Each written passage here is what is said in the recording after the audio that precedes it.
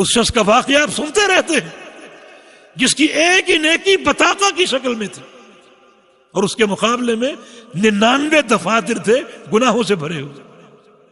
99 register, اور دنیا کے رجسٹر نہیں بلکہ کل سجل الی مد البصر، ہر رجسٹر اس کی لمبائی اس کی چوڑائی تا حد نگاہ ہوگی اور تمام دفاتر اس کے گناہوں سے بھرے ہوئے.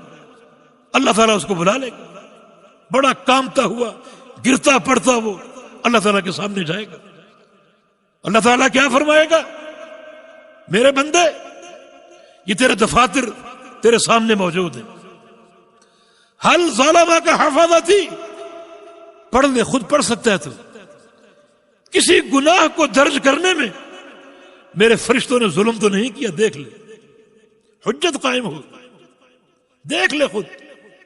بندہ کہے گا لا یا رب، یا اللہ نہیں.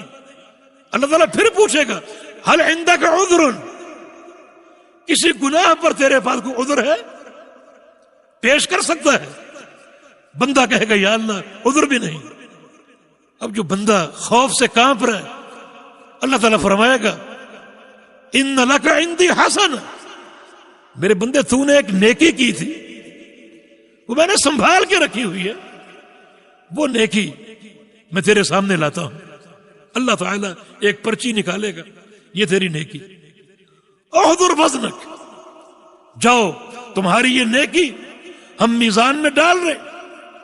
دوسرے پلڑے میں 99 دفاتر ہیں گناہوں کے، خود میزان کے پاس لے جاؤ، اپنے وزن کا مشاہدہ کرو، تمہارے اعمال تولے جا رہے. کہے گا کہ یا اللہ این البطاقۃ من السجلات، یہ ایک چھوٹی سی پرچی ان 99 دفاتر کا کیا مقابلہ کرے گی؟ اللہ پاک فرمائے گا احضر وزنک، نہیں تم جاؤ اپنا وزن خود دیکھو. پہنچ جائے گا اسی خوف کے عالم، اسی طرح گرتے پڑتے پہنچ جائے گا. اب اس کے اعمال کا وزن شروع ہوتا ہے علی مشہد الخلائق، دنیا دیکھ رہی. رسول اللہ صلی اللہ علیہ وسلم نے ارشاد فرمایا ثقلت البطاقہ وطاشت السجلات، وہ پرچی بھاری پڑ جائے گی اور وہ 99 دفاتر ہلکے ہو کر اوپر کو اڑ جائیں گے. اللہ اکبر. اس پرچی میں کیا ہے؟ اشہد ان لا الہ الا اللہ. اس کی توحید کیسی تھی، توحید کا فہم کیسا تھا، اس کا عقیدہ کیسا تھا. گناہ بہت کیے مگر توحید پہاڑ کی طرح ٹھوس. اس کی معرفت کیسی تھی، اس کی پہچان کیسی تھی. اللہ کو اس قدر پسند آئی کہ اس کے 99 دفاتر کے گناہوں کے معاملے کو اٹھا دیا، معاف کر دیا، اور وہ ایک پرچی جنت کے داخلے کا سبب بن گئی. تو اس لحاظ سے یہ دورہ بڑا اہم ہے کہ توحید کو پہچانو، توحید کے رموز کو پہچانو، اور وہ بھی کتاب التوحید کے ذریعے، جس کے مسائل ایک بڑی انفرادیت کے ساتھ بیان ہوئے. ان بقیہ کتب میں، توحید اور عقیدے کی کتب میں یہ ترتیب اور یہ ابواب اور اس قدر مسائل کا استحضار آپ کو نہیں ملے گا. جب آپ پڑھیں گے تو انشاءاللہ قدم قدم پر یہ بات آپ پر واضح ہوگی. یہ توحید کی معرفت کا فائدہ، عقیدے کی پہچان کا فائدہ کہ بندے کا اخروی معاملہ کتنا آسان اور صاف ہو جائے گا اگر اللہ کی مشیت اس امر کا تقاضا کرے گی کہ اس کے گناہوں کی سزا دی جائے تو سزا ملے گی، مگر جہنم میں ہمیشہ نہیں رہے گا، نکال لیا جائے گا، جنت میں داخل کر دیا جائے گا. یہ توحید کی برکت. اللہ پاک کا فرمان ہے اے ابن آدم انک لو اتیتنی بقراب الارض خطایا ثم لقیتنی لا تشرک بی شیئا لاتیتک بقرابها مغفرۃ وفضلا. اگر تو زمین بھر کے گناہوں کی لے آئے مگر تو نے شرک نہ کیا ہو تو میں اسی زمین کو اپنے فضل اور مغفرت سے بھر دوں گا. یہ توحید کی برکت ہے. یا ابن آدم انک ما دعوتنی ورجوتنی لاغفرن لک علی ما کان منک ولا ابالی. اے آدم کے بیٹے، جب تک تو 2 کام کرتا رہے پوری دیانتداری کے ساتھ اور پوری ذمہ داری کے ساتھ 2 کام کرتا رہے. ایک یہ کہ جب بھی پکارے مجھے پکارے، کسی اور کو نہ پکارے. دوسرا یہ کہ جب بھی امیدیں وابستہ کرے تو میرے ساتھ کرے، کسی اور کے ساتھ نہ کرے، اس وقت تک میں بھی تیرے تمام گناہوں کو معاف کرتا رہوں۔ توحید کی عظمت، یا ابن آدم لو بلغت ذنوبك عنان السماء ثم استغفرتنی لاغفرن لك علی ما كان منك ولا ابالی۔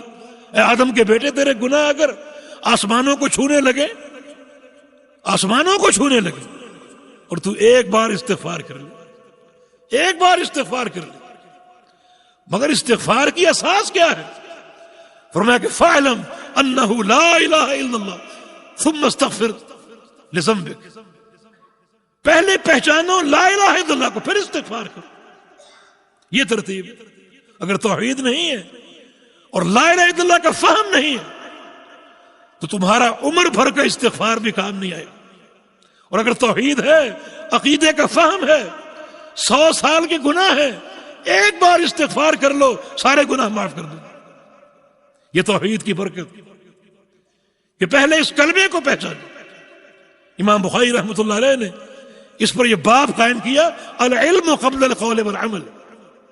ہر قول سے پہلے، ہر عمل سے پہلے علم ہے، اور علم کیا؟ لا الہ الا اللہ ہے۔ یہ سارے علم کی مفتاح ہے۔ اس میں توحید بھی ہے، اللہ کے پیغمبر کی جو ہے وہ اتباع بھی ہے، نمازیں، روزے، ہر چیز لا الہ الا اللہ۔ تو اس کا فہم انتہائی ضروری ہے۔ اس لحاظ سے اس کتاب کا دورہ انتہائی اہمیت کا حامل۔ شیخ الاسلام محمد بن عبد الوہاب رحمہ اللہ، ان کی تصنیف لطیف ہے، جن کے اختصار سے جو ان کی سیرت اور ان کے احوال یہ 13ویں صدی ہجری کے علماء میں شمار ہوتے ہیں۔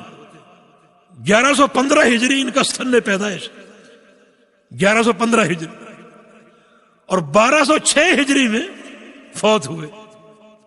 یہ لگ بھگ ان کی عمر 90 سال، 91 سال کے قریب ہے، 91 سال۔ ایک سعودی عرب کے بڑے فاضل مؤلف ان کی 91 سال کی زندگی پر یوں تبصرہ کرتے ہیں کہ حیاتہ کالعسل حلب اولہ وحلب آخرہ۔ ان کی پوری زندگی شہد کی مانند ہے، شہد کی مانند، جس کا اول بھی میٹھا ہے، جس کا آخر بھی میٹھا ہے۔ پوری زندگی حلاوت کی آئینہ دار اور حلاوت کی ترجمان۔ عقیدہ بیان کیا، توحید بیان کی، ان کی کتب۔ ابھی آپ نے سنا کہ جو ان کا دور تھا جہالات کا دور تھا، ضلالات کا دور تھا، عقیدے سے انحراف کا دور تھا۔ جزیرہ عرب میں صرف فقہ پر توجہ تھی، اور وہ بھی فقہ حنبلی پر، مگر عقیدے کی دراسہ، عقیدے کا فہم، عقیدے کی تعلیم مفقود تھی۔ شیخ نے آ کر عقیدے کی تعلیم کا احیاء کیا اور توحید کے دروس دیے، توحید پر کتابیں لکھی، تبھی ان کو مجدد کا لقب دیا گیا کہ اپنے دور میں عقیدے کے تعلق سے اس دین کی تجدید کرنے والے، اس دین کی تجدید کرنے والے۔ اجینا مقام پر پیدا ہوئے اور مختلف علاقوں کا سفر اختیار کیا طلب حدیث کے لیے۔ حجاز بھی گئے، حرمین گئے، عراق گئے، اور نجد کے مختلف علاقوں کے دورے کیے، اور وہاں کے مشائخ سے طلب علم کیا۔ جب دعوتی کام کی بڑی مخالفتیں ہوئیں، بڑا لوگوں نے حسد کا مظاہرہ کیا، مگر صبر کے ساتھ اپنے منہج پر قائم رہے۔ بالآخر اللہ تعالیٰ نے بہت سے مراحل کے بعد درعیہ آنے کے اسباب پیدا فرمائے۔ اس وقت درعیہ کے حاکم محمد بن سعود رحمہ اللہ تھے۔ انہوں نے ابتداءً شیخ کی دعوت سے اختلاف کیا، مگر شیخ کی دعوت کا فہم اللہ تعالیٰ نے ان کی بیوی کو عطا فرما دی۔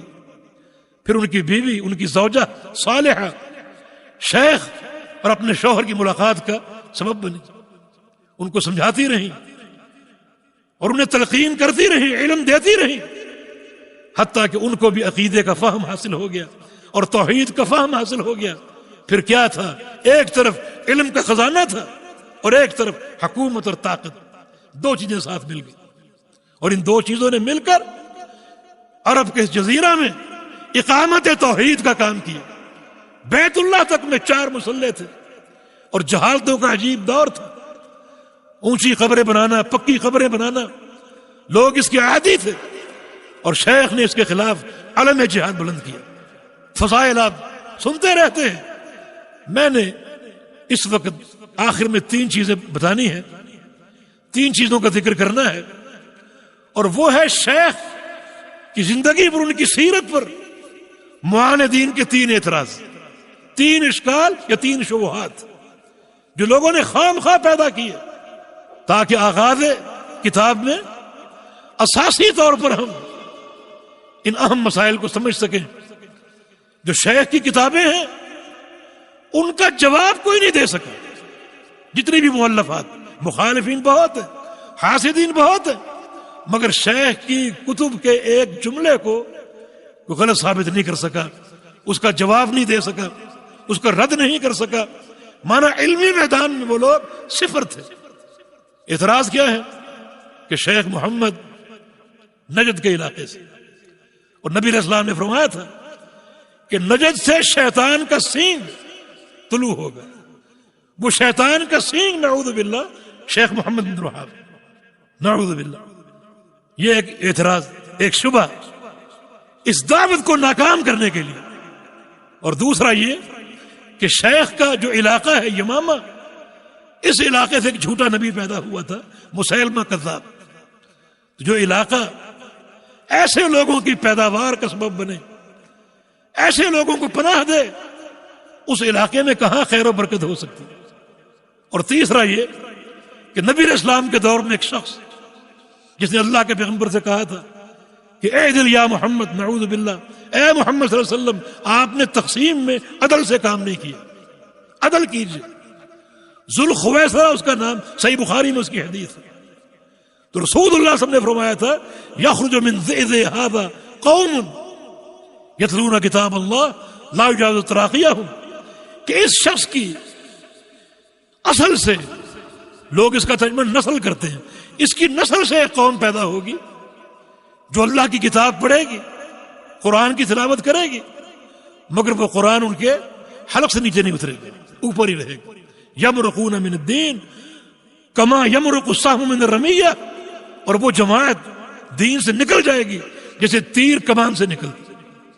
اور آگے اس حدیث میں یہ الفاظ بھی ہیں لیکن ادرکتہم لاقتلنہم قتل ثمود, اگر میں نے اس قوم کو پا لیا تو میں ان کو قوم سمود کی طرح قتل کر دوں گا, ایک بندہ نہیں چھوڑوں گا, قوم سمود کی طرح قتل کر دوں گا.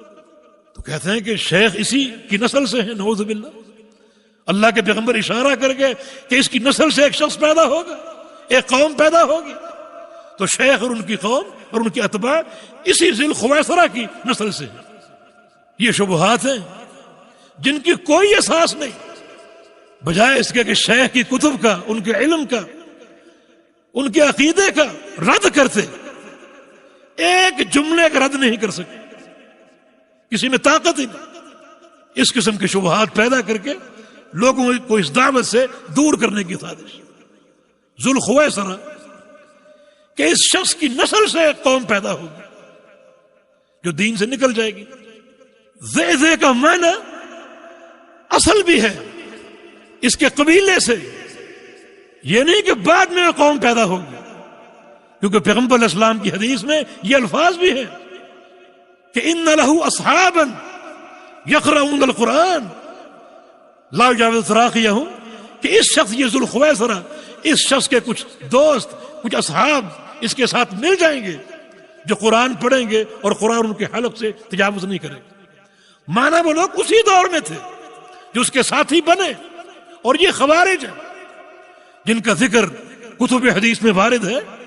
نسل نہیں کہ بعد میں اس کی نسل سے وہ قوم پیدا ہوگی. خوارج پیدا ہوئے اور صحابہ کرام نے ان کے خلاف علم جہاد بلند کیا. تو نبی علیہ السلام نے ایک دوسری حدیث میں زے کی جگہ اصحاب کا ذکر کیا کہ اس کے کچھ دوست, اس کے کچھ ساتھی, اس کی ہم نشین جو اس کی بات کو سنیں گے اور قبول کریں گے, وہ دین سے نکلیں گے اور اس طرح نکلیں گے جیسے تیر کمان سے نکلتے. اگر میں نے ان کو پا لیا تو قوم سمود کی طرح قتل کر دوں. تو یہ لوگ اسی دور کے, بعد میں آنے کا کوئی ذکر نہیں. اور ہمارے ایک سوال کا جواب دیجیے کہ ایک شخص جیسا بھی ہو, کیا اس کی نسل یا پشت سے, اگر یہ معنی مان بھی لے نیک اور صالح انسان پیدا نہیں ہو سکتا؟ اکرمہ کون تھا؟ نبی علیہ السلام کا صحابی. اور اس کا باپ کون تھا؟ اس امت کا فرعون ابو جہل. تو ابو جہل کا بیٹا ہونے کے ناطے اس پر اعتراض کرو گے؟ یہ اللہ تعالیٰ کی شان ہے. یخرج الحی من المیت یخرج المیت من الحی. زندوں سے مردہ نکالتا ہے اور مردوں سے زندہ نکالتا ہے. ایک مکھی رزق کھاتی ہے اپنا، پھلوں کو چوستی ہے، پھولوں کو چوستی، اس کی غذا ہے. پھر اس کی قے کرتی ہے، وہ قے آپ کا شہد ہے. من بین فرث ودم لبنا خالصا سائغا للشاربین. بھینسوں کو دیکھو، گائے کو دیکھو، اس کے اندر کے نظام پر غور کرو. ایک لائن جو ہے وہ گوبر کی ہے، اوپر لائن ہے خون کی، اور اس کے بیچ میں دودھ کی لائن. اللہ کا کمال قدرت. یہ کون سی بات ہے؟ ایک شخص گمراہ ہو، اس کی نسل سے توحید اور دین کی ہدایت دینے والا پیدا نہیں ہو سکتا. تیسری بات یہ ہے، شیخ محمد بن عبد الوہاب رحمہ اللہ کا نسب تاریخ نے محفوظ رکھا ہوا. ان کا نسب ان سے لے کر آخر آدم علیہ السلام تک محفوظ ہے. الیاس ابن مضر ان کا 36واں دادا ہے، جو پیغمبر علیہ السلام کے اجداد میں سے. الیاس بن مضر پہ شیخ کا نسب جا کر ملتا ہے. اور پورے نسب میں ذوالخویصرہ نامی کسی شخص کا ذکر نہیں. تو آپ یہ کیسے کہیں گے کہ اس کی نسل سے ایک قوم پیدا ہوگی اور وہ قوم شیخ؟ پورے آباء و اجداد میں ذوالخویصرہ نامی کسی انسان کا کوئی ذکر نہیں. شیخ کا نسب خالص عربی، اور شیخ تمیمی یعنی اولاد اسماعیل میں سے. اور پھر یہ شرف کی بات کہ شیخ کا نسب پیغمبر علیہ السلام کے نسب سے جا کر ملتا ہے. ذوالخویصرہ نامی کسی شخص کا نام نہیں.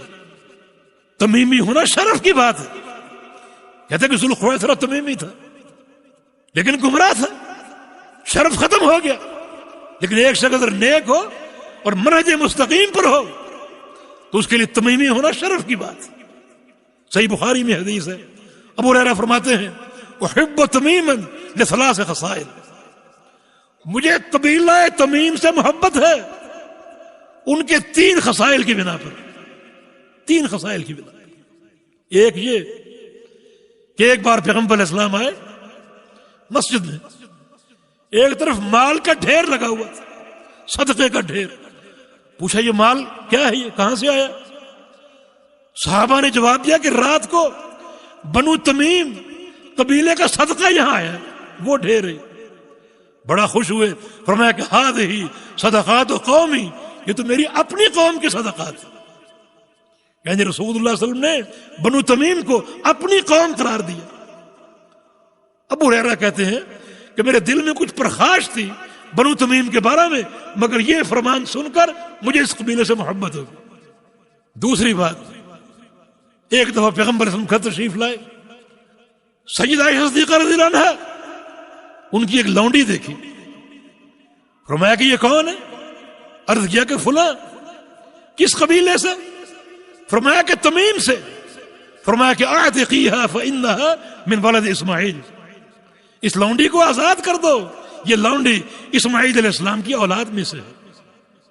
ابو ہریرہ فرماتے ہیں میں نے یہ فرمان سنا مجھے اور محبت ہوگی اس قبیلے سے.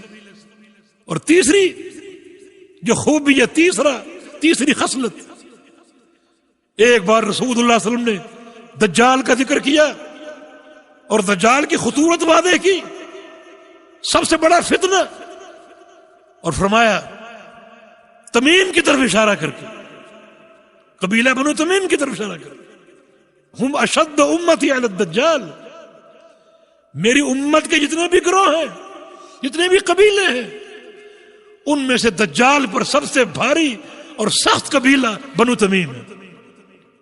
ابو ہریرہ فرماتے ہیں میں نے یہ فرمان جب سنا تو اس قبیلے سے مجھے اور محبت ہوگی کہ دجال پر یہ سب سے سخت ہوں گے. دجال مجرم اعظم ہے، سب سے بڑا فتنہ ہے، اور جو قوم اس پر بھاری ہوگی، اس کے فتنے کی سرکوبی کرے گی، وہ قوم کتنی فضائل کی مستحق ہے، کتنی فضائل اور مناقب کی مستحق ہے۔ یہاں ایک اور نقطہ ہے، شیخ صالح الفوزان فرماتے ہیں اس حدیث سے یہ بات واضح ہوتی ہے کہ بنو تمیم وہ قوم ہے جو قیامت تک موجود رہے گی، کیونکہ نبی علیہ السلام کا فرمان ہے کہ یہ قوم دجال پر بھاری ہوگی، مانا کوئی زمانہ اس قوم سے خالی نہیں ہوگا، چلتی رہے گی، آج بھی موجود ہے، چلتی رہے گی حتیٰ کہ قرب قیامت دجال کا مقابلہ کرے گی، مانا ہمیشہ موجود رہیں گے۔ اور یہ میرا ذاتی تجربہ ہے، اس حدیث پر میں نے جب غور کیا تو مجھے تمیمی لوگوں سے ملنے کا شوق ہوا۔ جب بھی سعودی عرب اور خاص طور پر ایک زیارت میں قصداً ایسے مقامات پر گیا جہاں تمیمی لوگ موجود ہیں، جہاں تمیمی لوگ موجود ہیں، ان سے ملا، ان کی اخلاق، ان کا عقیدہ، ان کی نمازیں، ان کا تعلق بالسنہ، ان کی توحید، ہر چیز دیکھی۔ اور یہ بشارت ہے آپ کے لیے، میں نے سب کو سلفی عہد الحدیث پایا ہے۔ یہ ایک نشان ہے اللہ کی قدرت کا۔ تمہارے لیے قرآن کافی نہیں، حدیث کافی نہیں، تو آؤ اس حدیث کو سامنے رکھ کر بنو تمیم پر غور کر لو، ان کے علماء کو دیکھو، ان کے مشائخ کو دیکھو۔ تو ایک اتہام، ایک دعویٰ بلا دلیل کہ شیخ ذوالخویسرہ کہ پشت اور اس کی نسل سے ہوں گے، کوئی دلیل اس کی پیش کرو، کوئی اس کا ثبوت پیش کرو۔ اور سب سے بڑی بات، شیخ کی کتب دیکھو، شیخ کی کتب میں خوارج پر بڑا شدید رد موجود ہے۔ ذوالخویسرہ خارجی تھا، اس کی نسل سے ہونے کا معنی یہ ہے کہ وہ بھی خارجی ہونے چاہیے، مگر شیخ کی کتب میں، شیخ کے منہج میں سب سے خطرناک فرقہ خوارج کو قرار دیا گیا، بدعت تکفیر کو سب سے زیادہ خطرناک قرار دیا گیا، اور آپ کہتے ہیں نسل سے ہوں گے۔ یہ اتہام ہے، ایک دعویٰ بلا دلیل ہے۔ باقی رہا دوسرا شبہ کہ ان کا تعلق یمامہ سے ہے، اور یمامہ خطرناک لوگوں کو پیدا کرتا ہے، جس کی ایک مثال مسیلمہ کذاب۔ بھی ایک مثال اور سن لو، اسود عنسی جو کہ یمن کا تھا، جھوٹا مدعی نبوت۔ اگر مسیلمہ کذاب یمامہ کا تھا اور دعوی نبوت نے جھوٹا کیا تھا، اس کی بنا پر سارے اہل یمامہ پر آپ تنقید کرتے ہیں، جس کا معنی سارے اہل یمن بھی تنقید کے قابل، وہ بھی سب گمراہ ہیں۔ پھر پیغمبر علیہ السلام نے یہ کیوں فرمایا الایمان یمان بل فقہ یمان، کہ ایمان تو یمن کا ہے، عقیدہ تو یمن کا ہے، اور فقہ بھی یمن کی۔ اور ایک سوال کا جواب دو، پورے قرآن و حدیث میں کسی ایک شخص پر تنقید ہوئی ہے اس کے علاقے کی بنا پر، کیونکہ فلاں شخص فلاں علاقے کا ہے لہذا گمراہ ہے، اور چونکہ فلاں شخص فلاں علاقہ کا ہے لہذا وہ سچا ہے؟ نہیں، علاقہ اور قومیت یہ خیر و شر کی بنیاد ہے ہی نہیں۔ بنیاد تو ہدایت ہے، عقیدہ صالحہ ہے، کتاب و سنت کی پیروی ہے۔ ابو جہل کہاں رہتا تھا؟ مکہ میں۔ ابو جہل کو پیدا کس نے کیا؟ مکہ شہر نے، جو کہ ام القریٰ ہے۔ تو مکہ والے بھی گمراہ ہو گئے۔ ابو جہل اس امت کا فرعون، حران ابراہیم علیہ السلام کا شہر تھا، اور وہاں سارے صابی اور مشرک تھے۔ تنقید کرو گے ان پر بھی؟ اللہ تعالیٰ کا نظام ہے، مردوں سے زندہ اور زندوں سے مردہ پیدا کرتا ہے۔ اور یمامہ کے بارے میں نبی علیہ السلام کی حدیث ہے، آپ مکہ میں تھے اس وقت، فرمایا کہ ارید دار ہجرتکم، اللہ تعالیٰ نے مجھے تمہاری ہجرت کا شہر دکھا دیا خواب میں، میں نے خواب میں تمہارا دار ہجرت دیکھ لیا، اللہ نے دکھایا۔ فذهب فهلي انها اليمامہ او یثرب، خواب میں میرا خیال کس طرف گیا؟ وہ علاقہ میں نے دیکھا تو میرا خیال دو شہروں کی طرف گیا، خواب میں دو شہروں کی طرف، یا تو یہ یمامہ ہے یا مدینہ منورہ۔ یہ حدیث یمامہ کی فضیلت ظاہر نہیں کرتی کہ اللہ کے پیارے پیغمبر نے جو خواب دیکھا تو اس خواب میں دو شہر آپ کے ذہن میں ڈالے گئے، یا یمامہ یا مدینہ. یہ بڑی فضیلت ہے یمامہ کی بھی، اہل یمامہ کی بھی. یمامہ جزیرہ عرب کا وسط کا شہر، اور بعض علماء نے تحقیق کی اس شہر سے اور بنو تمیم کے قبیلے سے 130 محدثین کے نام تاریخ میں موجود ہیں.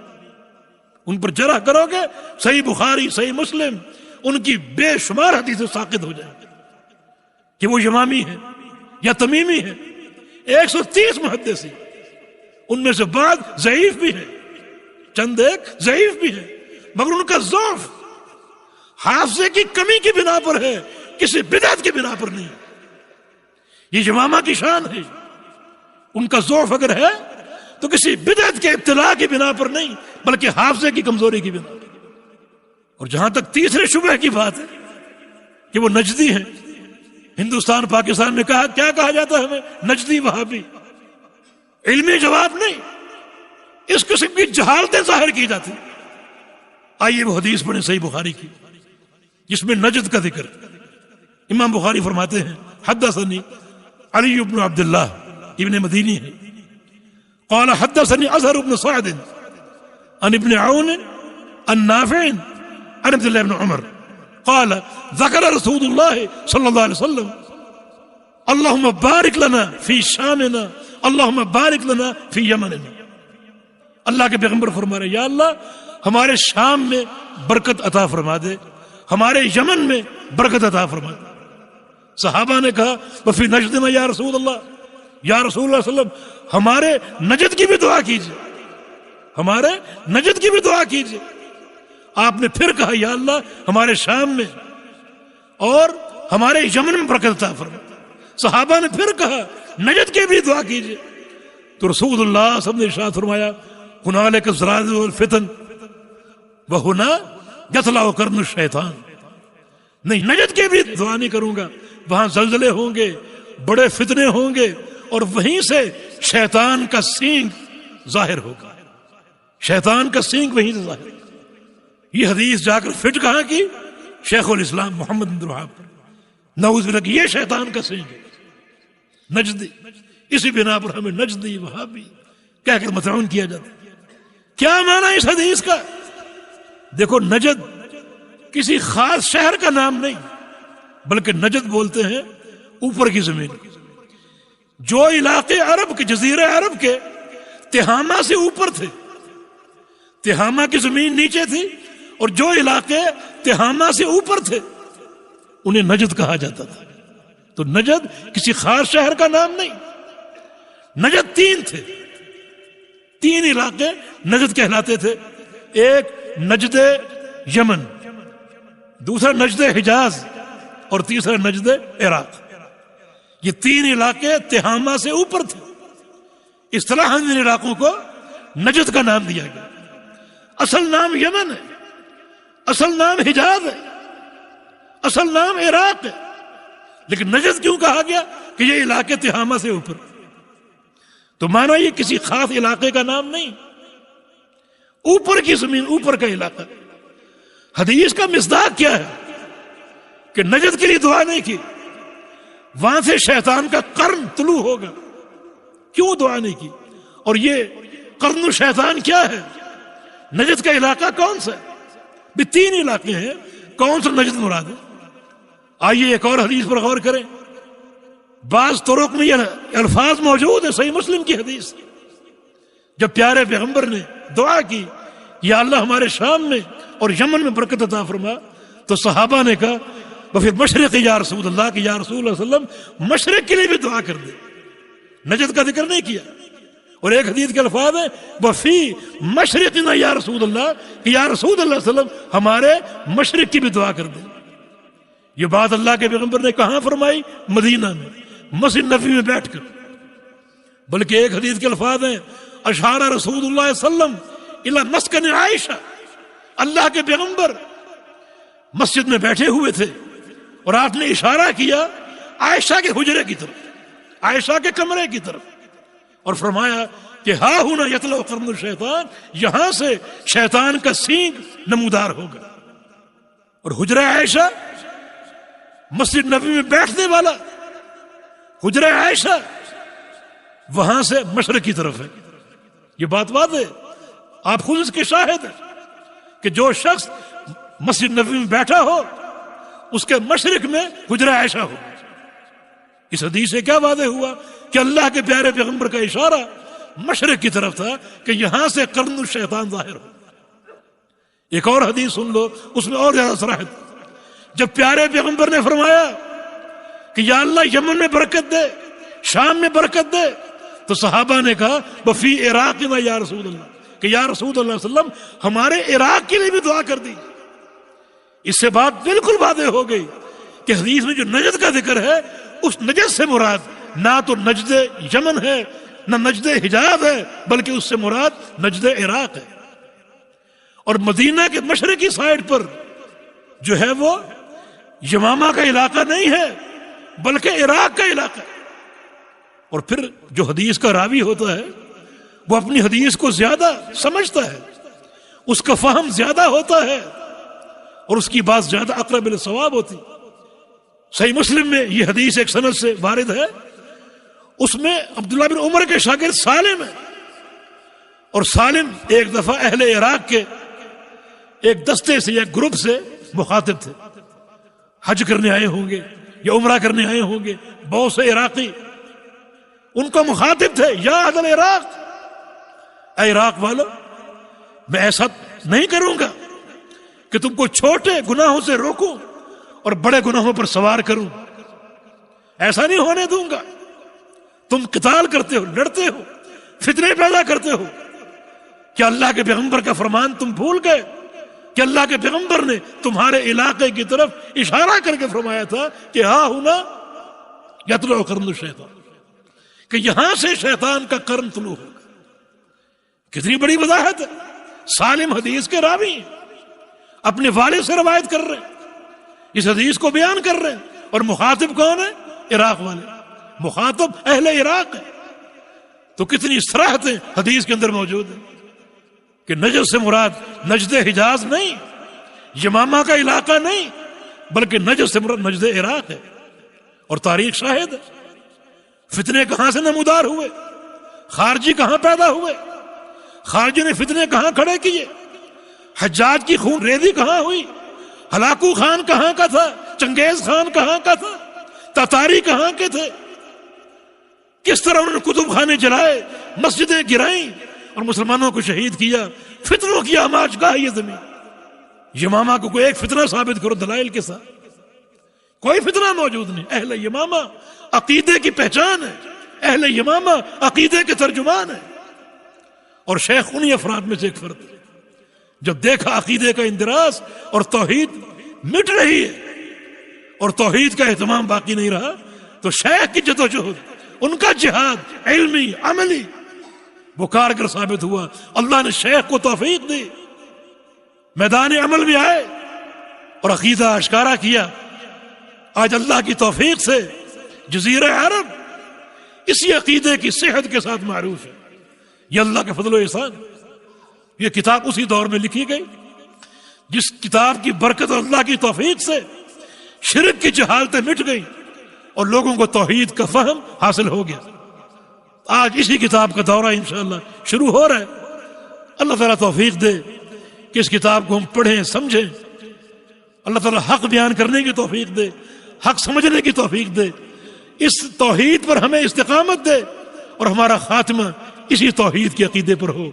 انشاءاللہ کل ملاقات ہوگی. اقول قولی ھذا واستغفر اللہ لی ولکم، وآخر دعوانا ان الحمد للہ رب العالمین.